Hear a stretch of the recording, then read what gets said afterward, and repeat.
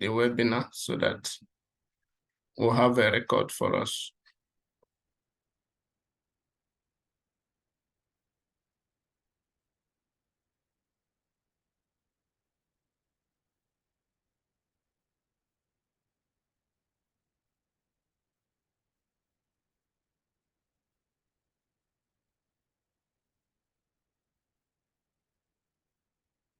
Okay, Mr. Collins, you can say hi. Noah, who is Noah saying? Noah S. Who is read me? Okay, you can just say hi before we commence. I can hear you loud and clear. Colleagues here. Hi to the house. Hi, welcome, Collins. Thank you.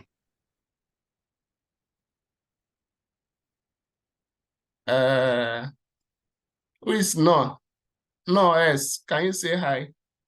Harrison, you are welcome.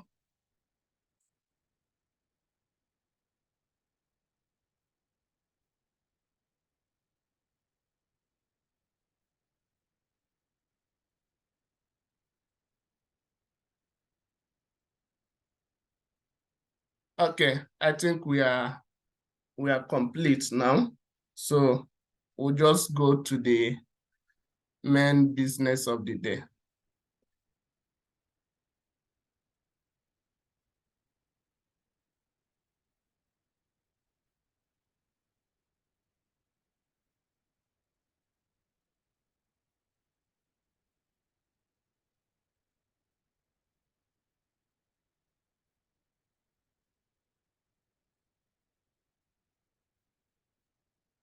Okay, I'll just share my screen so that you can see what I'll be talking about.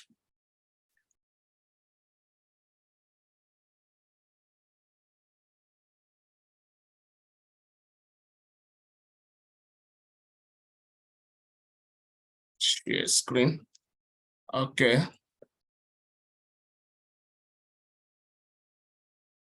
So today we are talking about how to conduct incident investigation.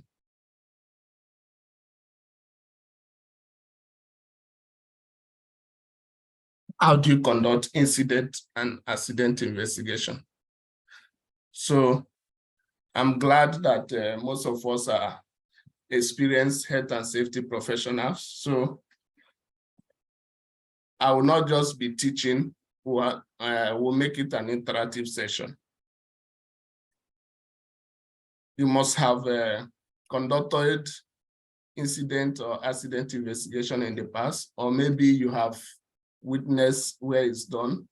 So in today's webinar, we are going to discuss the procedure, how it's done, and what needs to be in place.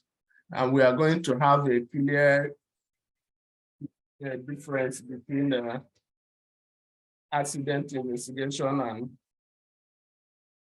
we are going to understand the clear difference between incident and accident. Okay, so first, today we'll be talking about the first thing on our content is what is accident, what is incident, why do you investigate both incident and accident, and what are your reasons for this investigation. So the first one, we'll talk about incident. So in most cases, we say incident and accident. So it doesn't mean that one of them will not be investigated. Both of them will be investigated, but first we need to understand the clear definition of what is an incident and what is an accident. Okay, incident simply means unplanned or unwanted events that interrupts the work and has the tendency of causing injury or harm or property damage. So in clear difference between incident and accident, there is no injury, there is no harm, and there is no property damage. So that is what is referred to as incident. Now, when there is a harm, when there is a property damage or an injury, then we'll say it's an accident. Okay. So that is incident. Now, an accident, we say is an unwanted, an unplanned, but a controllable event that disrupts the work or process.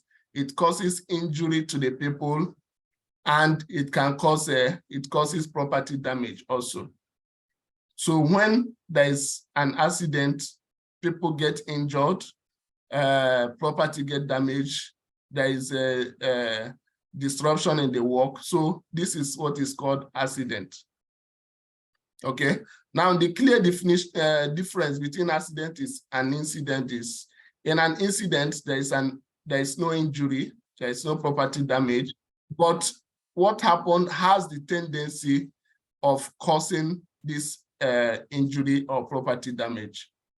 So this is the major difference between accident and an incident.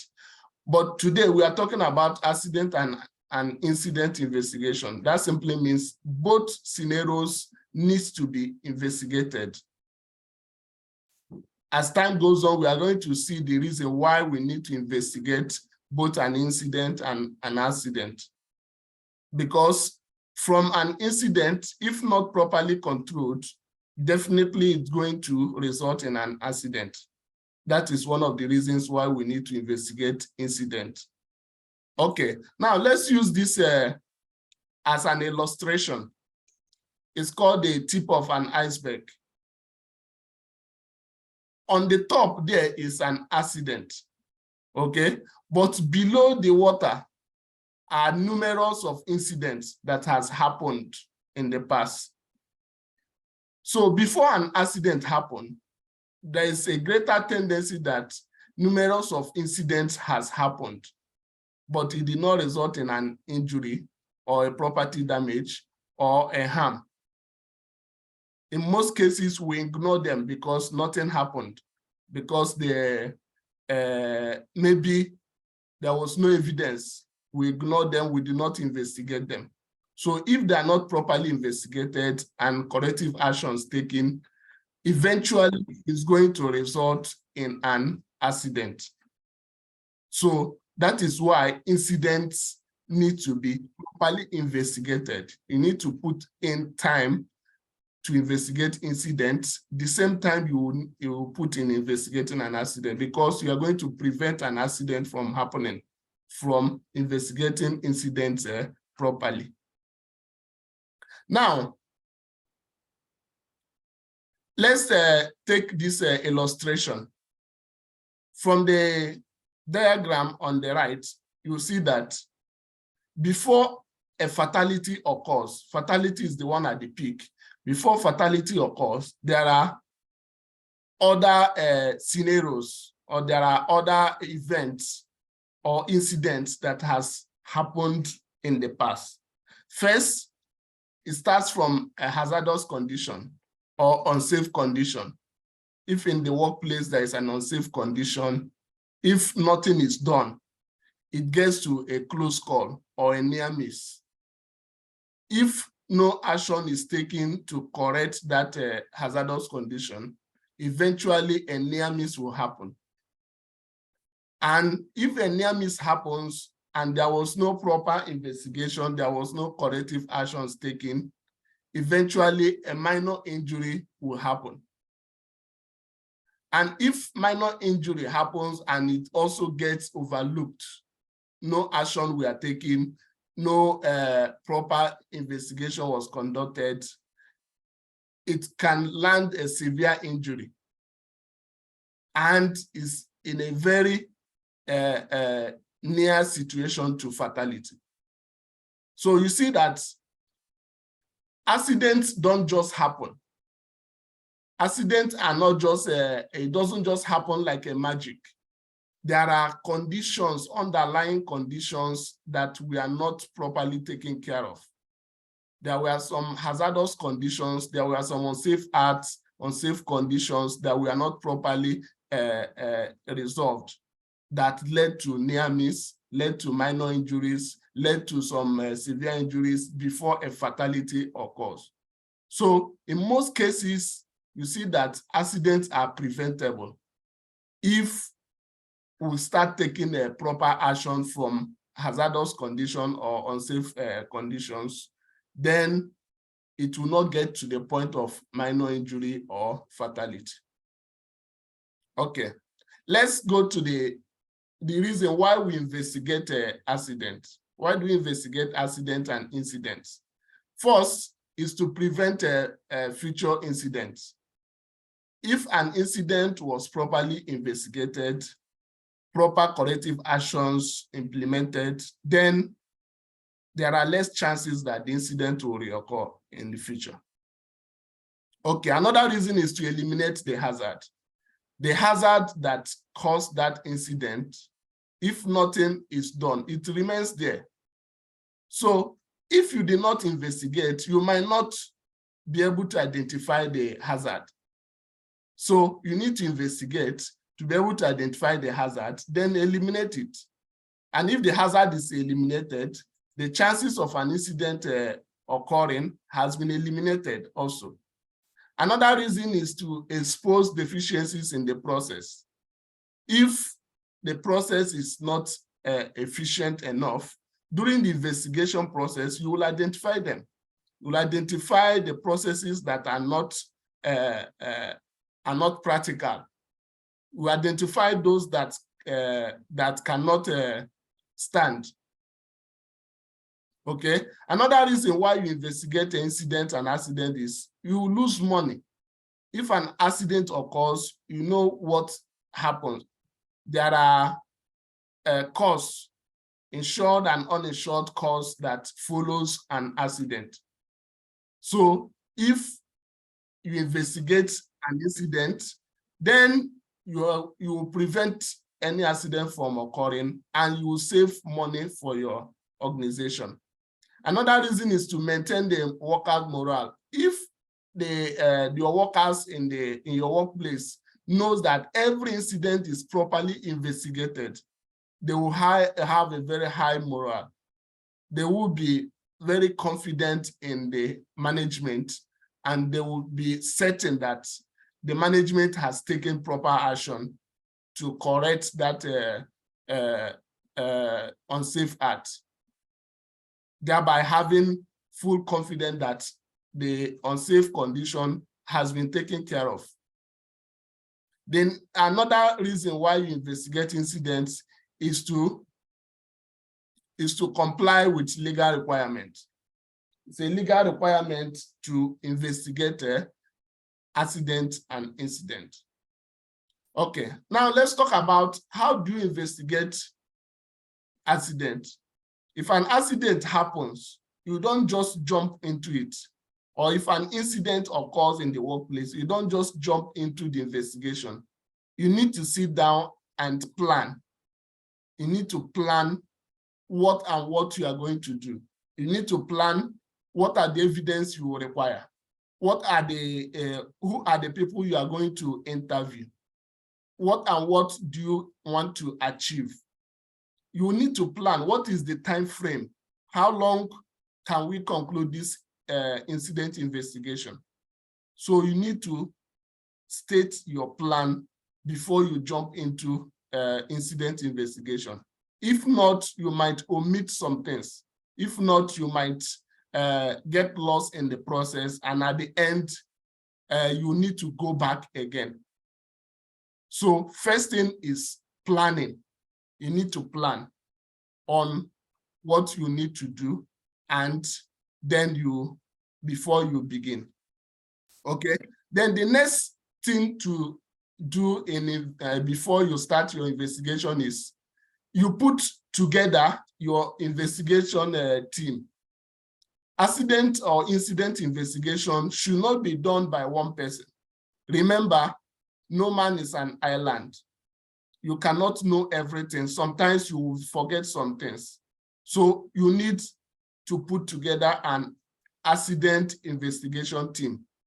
Maybe yourself, the supervisor, the the engineers or the manager, you need to put together an accident investigation team. Don't jump into the incident investigation without proper planning. Then the next thing to do is to collect facts. We need to collect facts of what happened, what went wrong, how did it start. You need facts to arrive at a reasonable conclusion. The next thing you need to do is you need to start the investigation immediately. Do not say you will start in the next shift, or you are going to start tomorrow, or you are going to start after 1 week. No, incident investigation or accident investigation need to be started immediately. What are the reasons why you need to start them immediately? One is so that the evidences must not have been disturbed or relocated. If an incident happened in your workplace and you did not start the investigation immediately, there are high chances that people will disturb the evidences. They will remove the evidence that you need to collect, and people that you need to interview might not be available when you need them.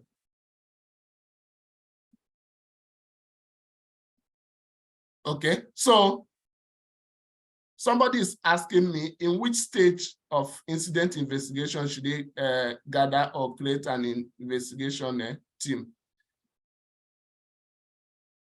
You need to create the investigation team before you start. Investigation team need to be on ground before you start your incident investigation, because you cannot bring people in between the investigation. They will get lost in what you have done and what you have not done.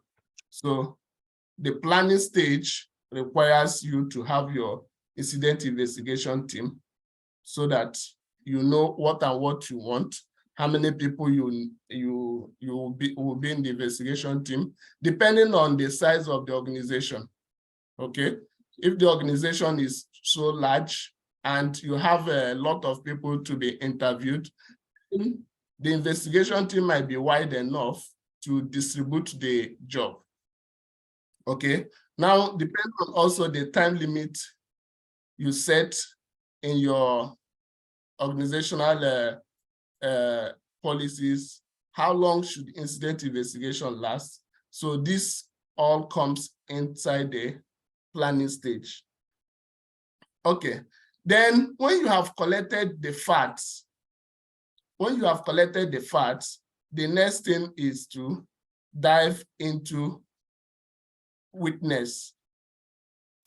Okay, now in witness interview, there are most important things that you need to consider. One, you should know who that needs to be interviewed. The first person that is very important is the victim.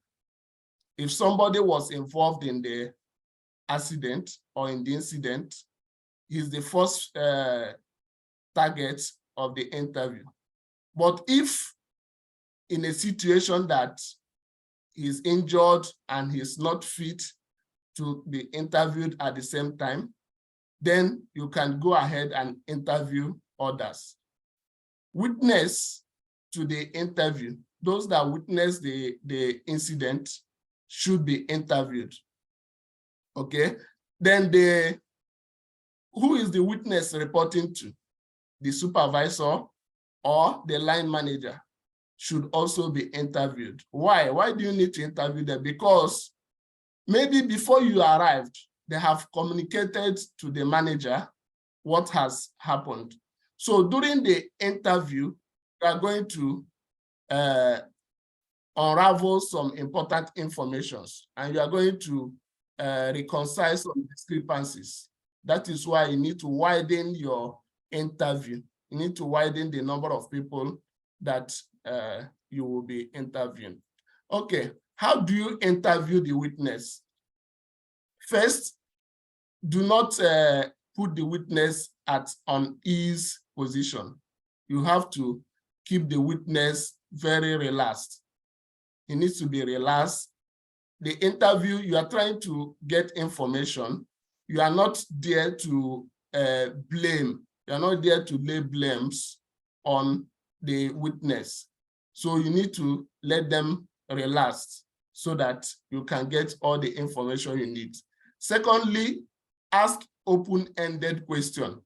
Open-ended question simply means give the witness room to express himself, to give you every details he has or he can remember. For example, if you are asking a question about an incident that happened, you can just say, can you tell me what happened? Don't ask close-ended questions, questions that the answers will come in the form of yes or no. For example, if you ask a question like, when this incident happened, did he get up or did he stand up? You are asking a close-ended question, which the answer will come in form of yes or no. So with that, you will not go far. You won't get enough information you require. You need to ask open-ended question. Give them room to express themselves, say all that they witnessed, and you keep taking note. And in this situation, you should be listening more than talking more, because you are interviewing, you need to get more facts. So you need to listen more. Don't talk more than the person you are interviewing. Okay. Now, it's a good practice to interview the witness privately. Privately simply means group interview will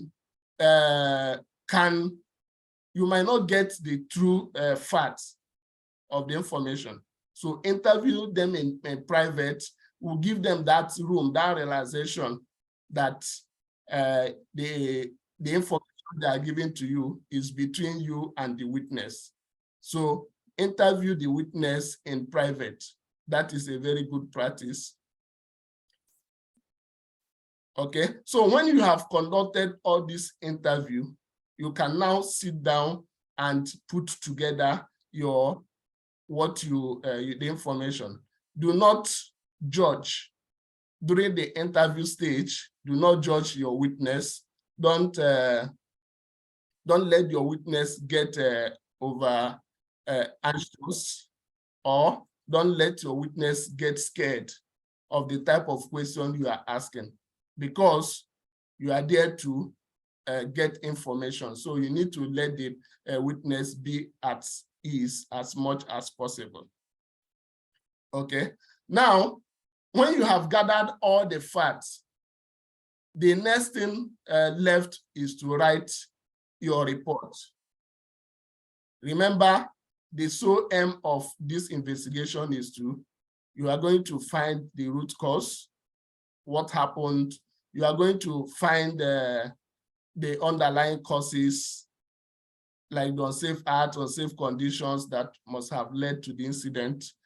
Then you are going to find out the exact time, the exact location, what went wrong, the equipment that got malfunctioned.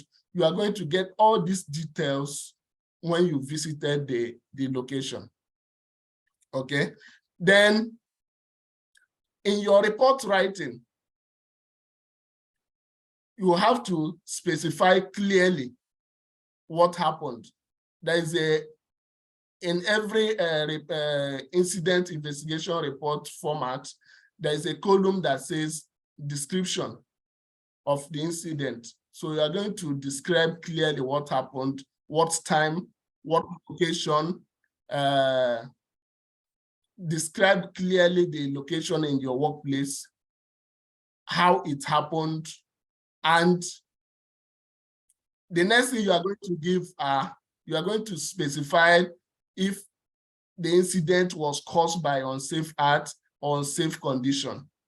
Then you are going to give immediate corrective actions. You are going to also give long-term corrective actions.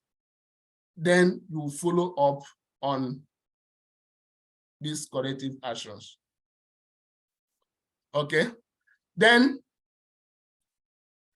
Initially, we said the first thing to do is to develop your plans. So in developing your plans for incident investigation, what are you going to put in mind? The first thing you are going to put in mind is you are going to know the type of workplace you work in. If you work in construction or in oil and gas, or you work in the transportation industry, so you are overseeing the type of incident or accident that will occur in your workplace. Then you should know who is supposed to be notified, who is going to be notified if the incident happens. Your workers or the employees, are they aware of your reporting procedure? If an incident happens, who is the first line of call? Who should be called first? And what next? Do you have any immediate reporting system? Is it reported through a group chat or through a call, a phone call? After the call, what happens next? So this comes in your incident investigation plan. So it needs to be broadly specified how you conduct your incident investigation.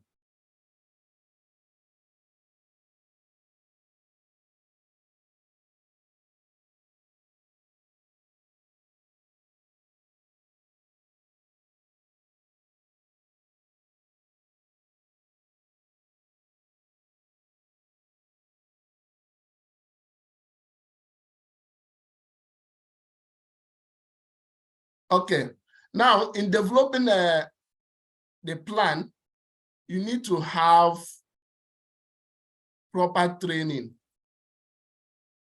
There should be a training. You should train your employees on the procedure for reporting your incident. Now, if an incident happens, who receives the report? Okay, if after the corrective actions have been taken, how do you monitor if the corrective actions has been taken? How do you follow up your recommendations? How do you know if the recommendations has been implemented? So these are all the points that should be included in the incident investigation plan. Okay, the investigation kit. If you are going to carry an investigation, incident investigation in the workplace, you should have some kits. This simply means some of the tools that you require for your incident, proper incident investigation. You need a camera. Most situations, your phone can serve as a camera. And it's also a good practice to, enter like a timestamp in the camera and in the pictures you'll be taking. This will help to dislodge any controversy in the future. For instance, if you have taken this picture by this time, it should show you 6:35 p.m. so that in the next 1 week, when you are using it again, you cannot, you won't start thinking what time this picture was taken. Okay, then you can record videos as your evidence. So you need your phone can also serve that. You need the safety visibility tapes. What is this for? This will help you to cordon off the incident area. Why do you need to cordon off the area? One of the reasons is to avoid the unauthorized people getting access to that place. Another reason is to prevent others getting injured. Maybe there is an equipment that caused the incident that is still lying there in that scene. So cordoning it off will prevent people getting more injured in that location. Another reason is to avoid the evidences being distorted. If people walk into that place, they can distort the evidence. Another reason why you cordon off the incident scene is to make it more visible, so that if, for instance, you have contacted an external emergency response, so while they are coming, it's also it becomes more visible for them to know where you are. And it's also the scene becomes visible for passers-by to take a different route. Okay, so these are the reasons why you cordon off the incident scene. So other things you need in the investigation kit are your first aid kit, your gloves, your paper, protective equipment. So these are all important for your own safety, to safeguard yourself and to gather all the necessary information you need. Okay. So in your incident investigation, these are the information that should be in your document. You should record who was present, what activities were going on, what happened, where and what time, and why did it happen. Okay, so this should be in your report. Now, when are you supposed to begin your incident investigation? I've said it before that you should start the incident or accident investigation immediately.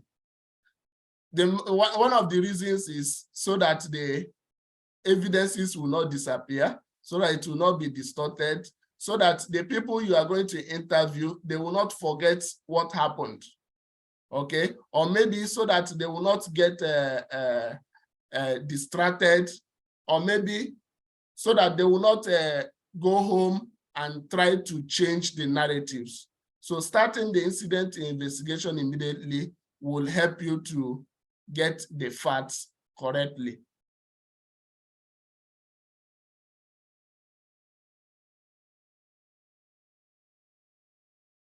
Okay. Now, at the accident scene, what are the actions you are supposed to take? What are you supposed to do? First, you need to check for danger. You need to call for help. You need to secure the scene. You need to identify the witnesses. Then you start gathering your facts. Okay, if you have arrived at the incident scene in your workplace, don't just go in immediately. You need to check for danger. You need to be sure that the scene or the location is safe for you to enter, so that you won't get hurt at the same time. So if there is an injured person, you help him.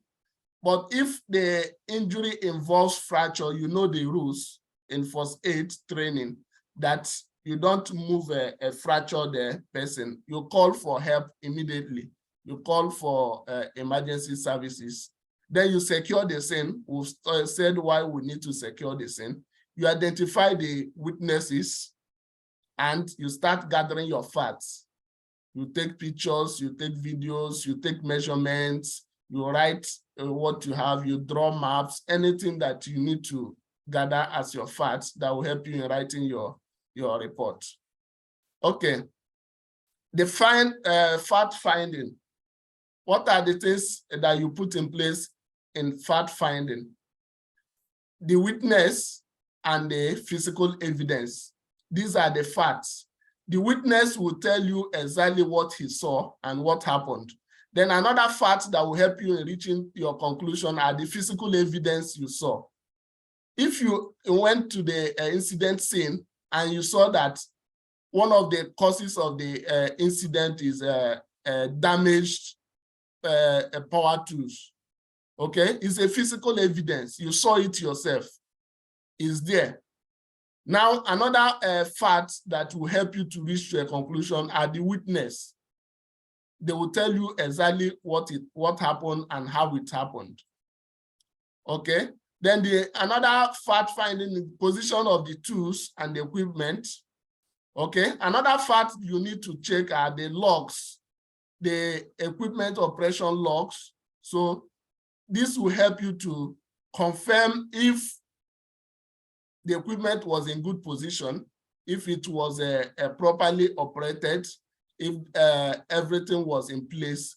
And it will also help you to confirm if the information the witnesses gave to you are correct. Okay, then you confirm the equipment identification number. So in some situations, maybe you arrived at the incident scene late and the witnesses or maybe the victim, they have replaced the equipment. It happens in some occasions. So you have to cross-check with the equipment identification number and check with what you have in the operation log. So if, for example, a particular power tools was issued to a social employee and an incident happens. So when you went to that incident scene and you find another equipment bearing a different identification number, so it raises some discrepancies. So confirming this will help you to arrive at a very concrete fact. Okay, we've talked about how you are going to interview. We've talked about how you interview your witnesses. First, you have to listen. Don't blame. It's not a blame game because you are there to find facts. Okay? Talk to the witness as equals. Keep conversation informal.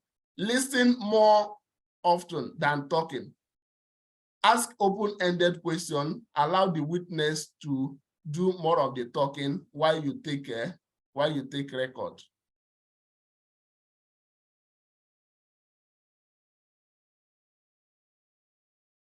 Okay, we've talked about report writing. In writing reports, you need to create the list of the suspected causes, the underlying causes.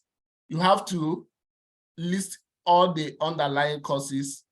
For example, if unsafe acts, unsafe conditions, damaged equipment, if all the underlying causes are all available, you need to list all of them until you arrive at the root cause.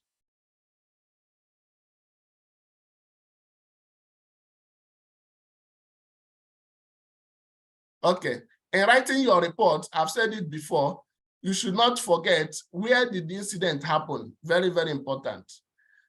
Can you, from the information you got from the witness, you can be able to write down the sequence of events. How did this incident start? Maybe it started from a supervisor asked social worker to do such work at height, and the employee started working at height without checking the working platform, and at the end, the working platform collapsed and he fell down and there was an accident. So you need to write down the sequence of events, how it started and how it ended up in the accident or the incident.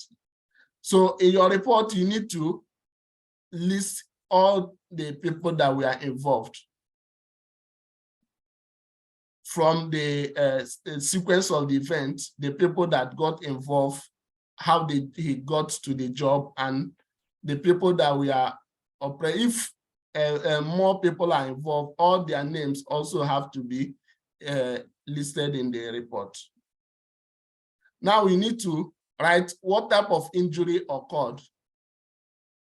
Is it a minor injury, a head injury? Is it a fracture? What type of injury occurred needs to be also, or the equipment, if an equipment got damaged or there was a part of the structure that got damaged, you need to also write in that report. how many employees got injured should also be in the report. Okay. In your report conclusion, you should be able to give recommendations on how to prevent future incidents from occurring. In your conclusion also, you should be able to give recommended resources that are required to implement the control measures you have recommended. In your report, you should be also specify who is responsible for implementing the recommendations. For example, if you have recommended a refresher training as a recommendation, so you should be able to specify who is going to conduct this training. Okay, then in your report, in your concluding report, you should be able to state the long-term recommendations that to prevent this incident from reoccurring. Okay, so remember, the main reason why we investigate incidents is to prevent reoccurrence. So after you have concluded your incident investigation, you should be able to tell the management what needs to be done to prevent reoccurrence. You should be able to recommend, you should be able to give a time limit, and you should be able to follow up. If you have given a 1 week, a reasonable time limit for a particular recommendation to be implemented, you should follow up at that time to ensure that the recommendation has been implemented. Okay, so in a nutshell, incident investigation and accident investigation must be conducted for every incident. This will help to prevent reoccurrence and also help to prevent a major accident from occurring. If near misses are reported, investigated, and corrective actions are taken, then minor injuries will not happen. And if minor injuries happen and they are properly investigated, recommendations implemented, then major injuries will not happen. And fatalities will also be eliminated. Okay, so I said today we'll be having interactives. So I'll be giving a room for people to contribute. Mr. Johnson, thank you so much. I really appreciate. That's been an interesting moment. Can you hear me all? Yeah. Hello. Go ahead. Okay. This is Mr. Harris talking. Okay. First and foremost, I really want to appreciate you, Mr. Johnson, for the class, for the seminar, the webinar. It's fantastic and interesting. Incident and accident investigation. It's really interesting. But I have a doubt, okay, regarding the definition of the incident, okay, that it is an event, an unplanned event. They have the potential to cause injury or harm, but didn't happen. That is the way you have defined it.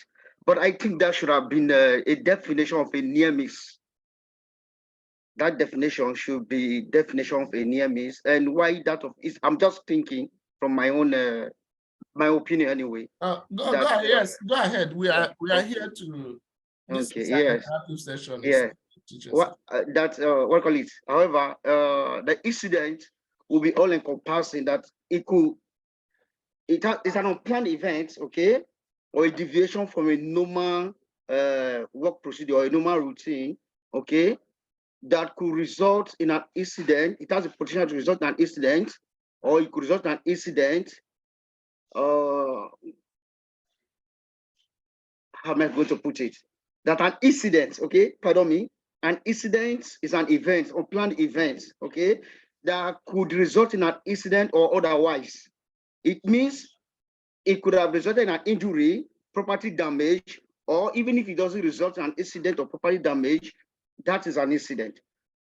Okay, something that has happened that did not follow the planned procedure for that particular work activity or for that particular event. Therefore, it becomes an incident. Where an actual accident results in an injury or a property damage, depends on the type of accident. Why that of a near miss is also an unplanned event, okay, that happened but without injury, without property damage. It has the potential to do so, but it didn't happen. I don't know if I'm clear. Yes, you are very clear. You know, Please, can I reply him, please? Okay, thank you. Okay, Collins. Mr. Collins. Yes, Mr. Collins. Yes. Good evening, everyone. Yeah. Good evening, Mr. Collins. Yeah. So I just want to clarify you. I can understand where you are struggling from. I'm also a trainer, and this has been one of the very vital area in health and safety. Exactly. Whereby if the individual is able to understand this concept, he's already free as a professional in health and safety. So many people argue and they are confused. So I will use a real life event. I will talk about you to explain this situation. Okay.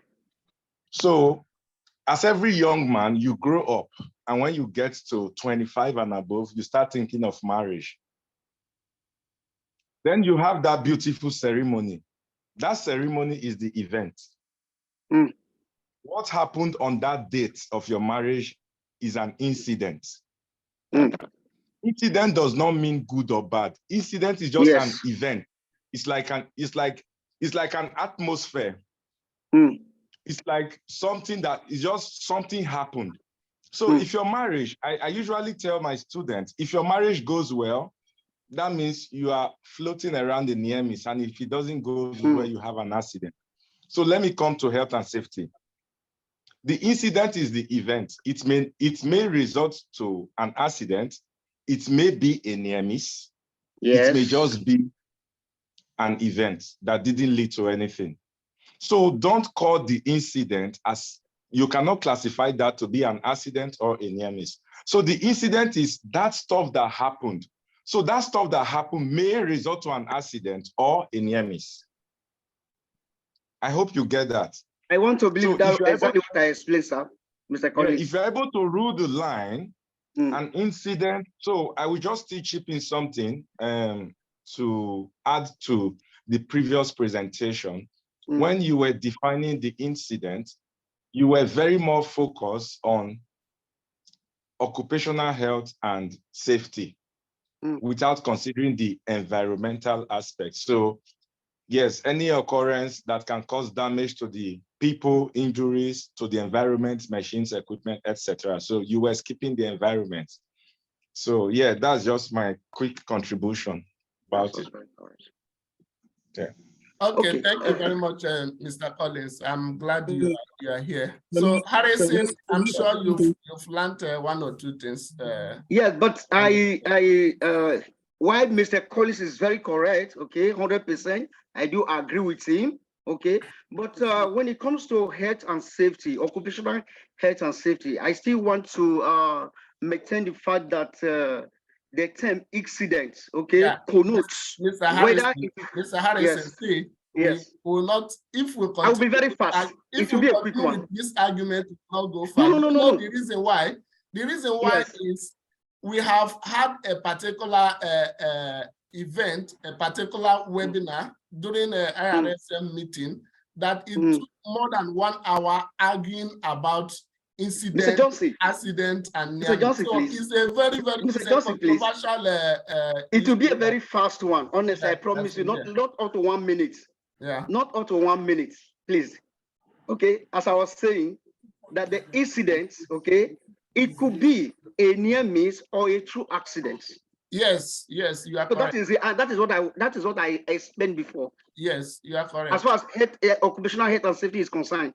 Yes, Thank you. correct. The incident could be a near miss or an accident. Yes. Stephen, you were trying to talk. What I was just trying to say is that, for future references or sake, because I believe why it was so confusing for my brother that just spoke now is that, when we want to deal with such topic, I think it is better we focus on accident specifically, or you focus on incident. Because if I could look at your slide now, there's nothing wrong about it anyway. You see incident/accident. So it will be better if the topic would be an incident. Then in that incident, we know what are those things that makes up an incident, like the issue of maybe near miss. Maybe you could come out with the definition of near miss, dangerous occurrence, accident itself from the incident, so that, as an health and safety practitioner, we understand that all these things comes together, are all classified as incident. But to be specific, we might not pick them one after the other. Correct. Maybe, so Yes, I think that would have made. Yes, you are very correct. The main reason why I put that that topic like that is I want us to understand that all incidents should be investigated. Yes. Okay. So, Mr. Harrison, thank you very much for that clarification. Welcome, Mr. Johnson. Thank you so much. I appreciate it. And Stephen, we appreciate your time. And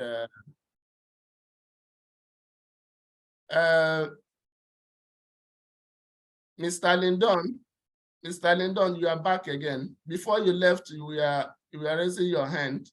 You have a contribution. Yes. Hello, am I audible? Yes, you're on. Okay. Actually, this is like the fourth time that I was disconnected, and first I want to say thank you for your time for sharing these slides and some of the information. Second, I want to agree with the other person here that the definition of the incident presented on this presentation is actually a definition of near miss. Now, there is actually, since I believe that most of us are actually in the health, safety, and environmental field. Now, if you're trying to present incident, we should have a reference or a solid reference about the definition. Now, what is the reference or what is the standard that we are following when it comes to health and safety? If everybody will agree, I believe we are using the 45001, the ISO 45001, right? Now, in that incident, the definition will be occurrence or occurrences arising out of or in the course of work that could or does result in injury and ill health. That means any observation, any near misses, any accident, regardless if this one resulted into property damage or injury or fatality, they are classified as incident. Am I right? Correct. You are correct. Correct. See, okay.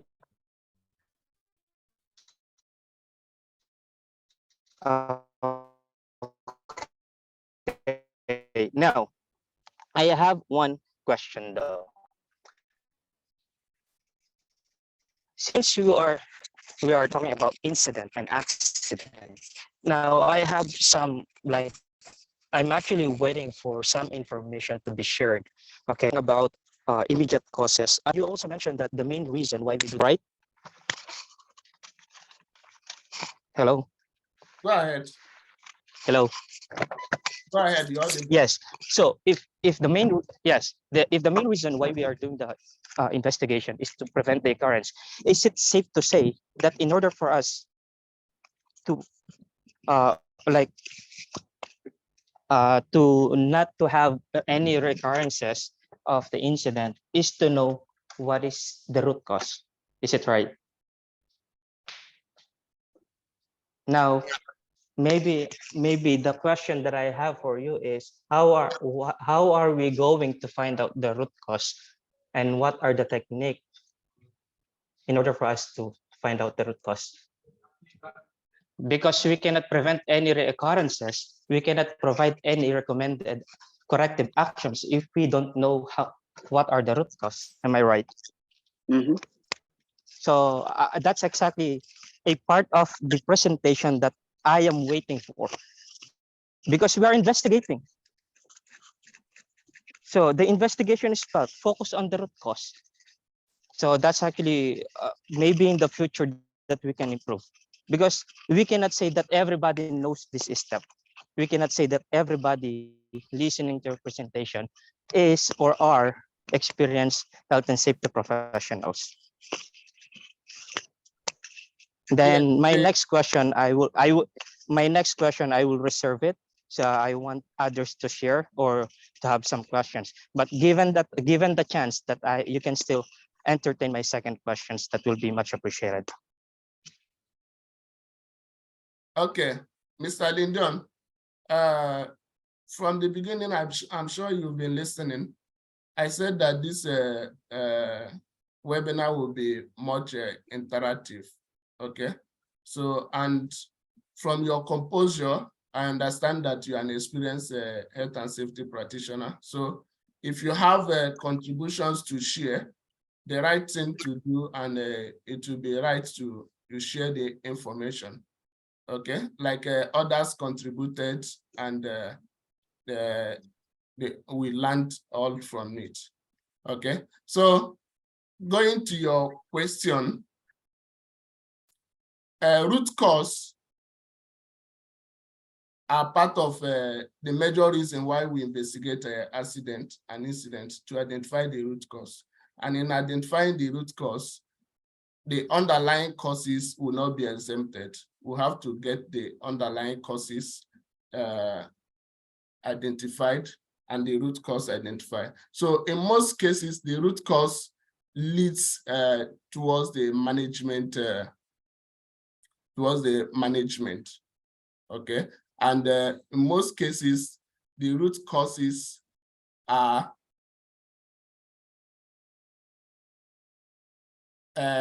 unseen. They are not immediately seen in the accident location. So it points back to most times to the management failures and other management decisions. That is most likely what causes root cause. Okay, so Mr. Stephen, you can add to that.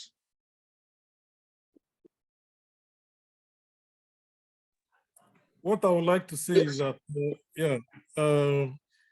I believe from the way Mr. Lindon has spoken, I also believe maybe he has some one or two information. You know, when we talk about accident investigation, it's not just as simple as we have presented, okay? Because we know there are causes on root cause on itself.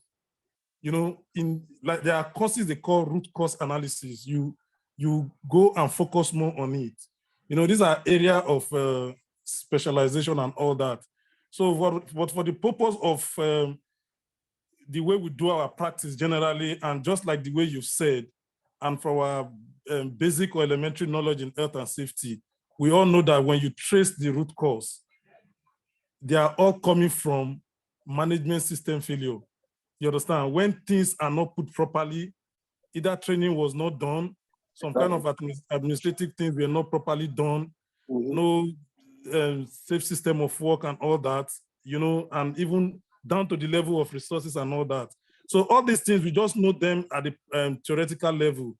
But, you know, when we begin to want to look into the techniques, like he has said, then you begin to focus more on the root cause analysis process, which we, you know, there are people who have more expertise in that. You know, like I have a colleague, we just moved into the oil and gas. I discovered that he just did a training on that. So we might not be in the best position to give more digestion into that technique, except we have a specific detailed training on that root cause analysis. You know, just like some people will go into root cause analysis, or will go into tap root and all that. So these are more detailed area of emphasis. But if Mr. Lyndon, if he has more knowledge on those techniques, I think it would be nice to share it. Just like you said, this webinar will just be like an interactive section. We have to just put 1 or 2 inputs and all that, because we are learning, we are all professional. You know, I should be able to get 1 or 2 things from you. You should be able to get 1 or 2 things from me as well. I think I'll just leave this discussion at that. Thank you. Yeah, thank you, Stephen. Okay. Yeah, go ahead, Lyndon. Yeah, Mr. Johnson. I would like to contribute, okay, a little, and it's going to be the same line with what Mr. Stephen just said. Okay, when an accident happens, there are what they call the immediate cause of an accident, which are the one we usually see, okay, that have resulted to the accident. But they are the underlying cause, or what they call the root cause, which oftentimes, with proper investigation, they finally result to management failure or system failure. Okay, and these are the root cause, okay, which when taken care of could prevent a reoccurrence of that particular type of accident from reoccurring in a different place, or reoccurring maybe same project, something of that nature. Okay, thank you for that contribution. So Lyndon, you are raising your hand. You want to talk? Yes. That's exactly what I'm trying to emphasize earlier.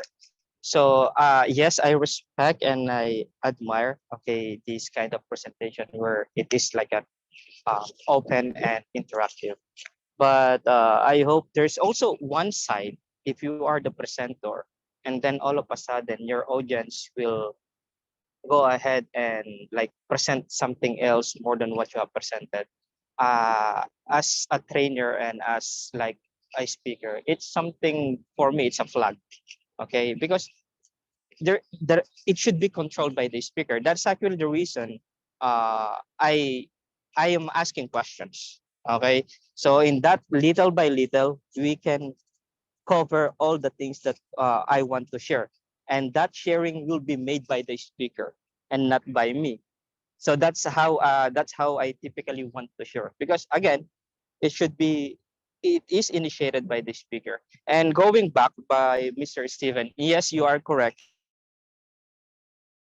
That's exactly what I'm waiting for.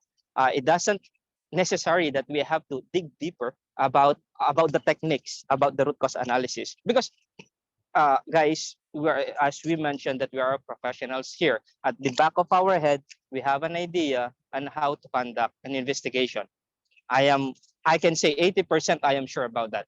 All of the viewers here and listeners here, they have an idea on how to conduct an investigation, an incident investigation. Now, maybe some knows what are the techniques in finding the root cause. And Mr. Stephen, if I'm not mistaken, the other guy who actually shared that, yes, he is correct. So there are actually techniques on how to find out, okay, the root cause.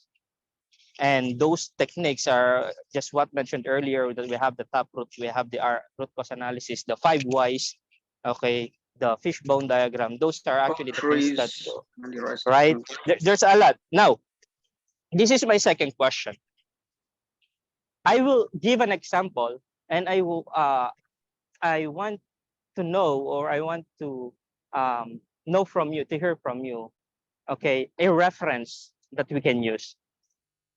If you are aware that there are, in Virginia, USA right now, there are a lot of shooting incidents. Okay, so as per the definition, if there are fatality, if there are injuries, if there are property damage, it is not an incident, but we called it accident. Am I right? As per the presented definition earlier. Now, how come that there are fatalities, there are injuries happened on that particular incident, but the report is shooting incident and not a shooting accident? Can you kindly try to explain why it is not reported as shooting accident, but it was reported as shooting incident, wherein fatalities are there, injuries are there, and cite some reference why they decided to use incident instead of accident. Okay, so Mr. Lindian, why did they decide to use an incident instead of accident? You know, they call it shooting incident. Why? Because it's also an accident, because something has happened. Okay, so both near miss, both an incident, both a dangerous occurrence are all classified as incident. Okay, so in our own definition in the workplace, if we want to bring out a particular topic out of it, we can say an accident when there is a total injury, when there is already an injury, there is a property damage, or there is an environmental damage. So we say that is an accident, but it doesn't mean that it's not an incident. An incident is a general term that can bring in both the near miss, both the accident, both the shooting. So it's also an incident. You will not say it's not an incident. It's only when you now bring it out and you say this one is an accident because you know you can differentiate it. Okay. Now another scenario I will give you is, you know, we define the accident as it's preventable and it has a sequence. Okay. It can start from unsafe condition, unsafe act. But in this case of the shooting, it cannot equate it to the workplace where the sequence must have occurred. Okay, so now if this shooting has occurred, we'll call it is an incident. If you also call it an accident, you will not be wrong, because there is an injury has resulted from it. Okay, so it's an incident because both near miss and injury is also part of the incident. I want to go with that. I believe that.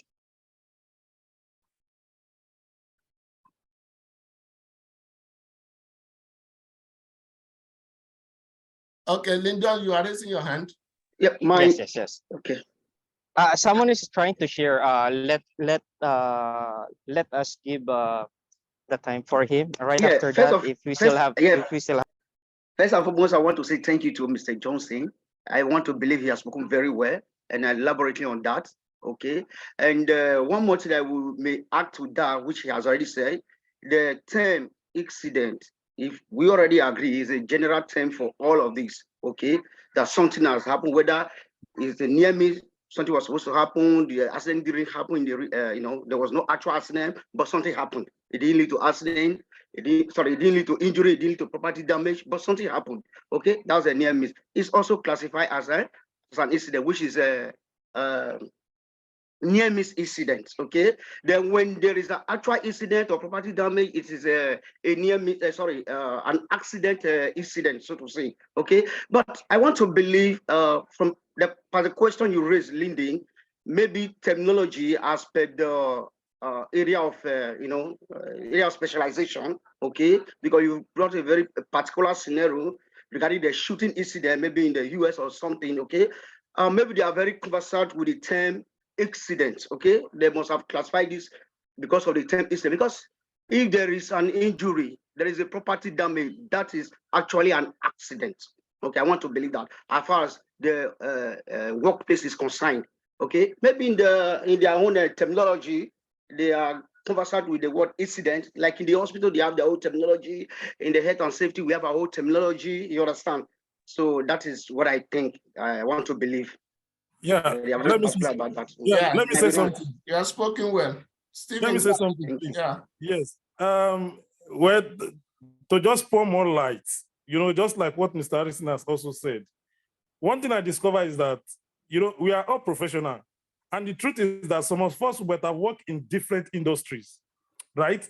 Like, for example, if you take in the military settings, the military will not come and be telling you, there's an accident, they will use the word incident. Okay, because Exactly. in incident, there's accident in incident. So there is nothing wrong. It's just a twist of terminologies and all that. Okay, like if you are dealing with a road safety specialist, Yeah. the word they will use will be different. Yeah. If you are dealing with people who are working in construction, what they will use is different. Like now, Exactly. I work in facility. Most of the time, what we use is incident. Whether there's a damage to property, because you know, on a daily basis, yeah. So most of the time we use the incident, whether there is injury or property damage, one pipe got broken and all that. So using the incident reporting form, it saves Very time and save a lot of things. Very good. So that's my point. Mr. Stephen, please, let me just add to that. I'm very sorry, I'll be very fast. I like that. The form that we are using for the accident report is actually called incident reporting form. And on that form, you have whether near miss, property damage, you know, injury, accident or incident, you know. Yeah. So at the end of the day, all of these are all incidents. Are all incidents, yes. You will now be able to classify the incident. As per what kind of incident? As per what kind of as per the level of level of damage or the level of injury. Exactly. So, Lyndon, you are raising your hand. Yes. I'm really, to be honest, I'm really happy on how the presentation goes. So earlier, it's like we are all listening. Now everyone is trying to share their knowledge. This is actually really nice for a professional presentation, same that what we have right now. No, yes, I agree. All of us have the correct understanding about the incident. I totally agree that all of these will be under the incident. Now, the question that I have is, what happened before we are using the accident investigation, accident report, but why all of a sudden it becomes incident report? If someone can, I can give a reference, but I just want to let the chance. I want to give the chance to others. Maybe they know what will be the reference. Why all of a sudden it was changed to incident instead of accident. I totally agree with the other professional that said in military they use incident. In fire we also use incident. In safety we also use incident. In other we use incident. Regardless if there are like fatality, we use incident. Now, what do you think? Okay, transpire these changes from accident to incident, because as far as I know, back in 2012 or 2010, we use accident, but all of a sudden it was changed to incident. There's something happened. Why we use the incident? Mr. Lindy, could you please tell us if this is in ISO 45001 or something? I wouldn't know. Okay. Just asking. Okay, let me just. Sorry, Mr. Speaker. I don't want to like take the spotlight from you, but then again, let me just take the opportunity to share it. Okay, if you are familiar with BS OSHA's 18001 before, in their chapter 3, if I'm clause number 3, for the definition, we have a definition for accident. Right? So during that BS OSHA